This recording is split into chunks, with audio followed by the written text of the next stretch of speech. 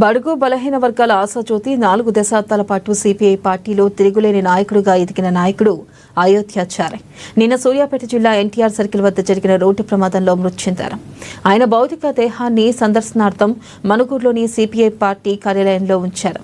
ఇక ఆయన్ను కడసారి చూసేందుకు పార్టీ శ్రేణులు, అభిమానులు, రాజకీయ పార్టీ నాయకులు భారీగా తరలివచ్చి పూలమాలలతో శ్రద్ధాంజలి ఘటించారు. ఎర్రజెండా చేతపట్టి దొరలను ఎదిరించి ఉద్యమ జీవితం ప్రారంభించిన అమరుడు కామ్రేడ్ అయోధ్య అని స్థానిక నాయకులు అన్నారు.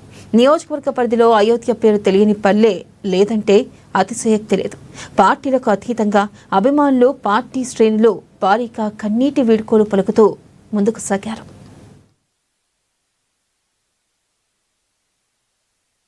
అయోధ్య గారు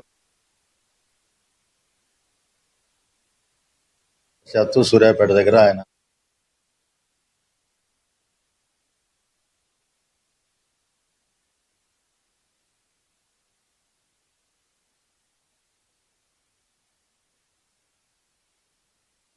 అయోధ్య గారు ఈరోజు ఉదయం రివర్సిబుల్ టాప్ మరియు 20 సంవత్సరాల వారంటీ కలిగిన కోలాన్ డ్యూరెస్ట్ మీ అవసరానికి తగ్గట్టు సాఫ్ట్ లేదా ఫామ్ టాప్ వైపు మారుస్తూ ఉండండి.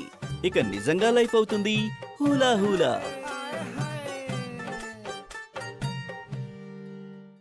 పేద సమస్యల పట్ల ఆయన స్పందన వేరే రకంగా ఉండేది.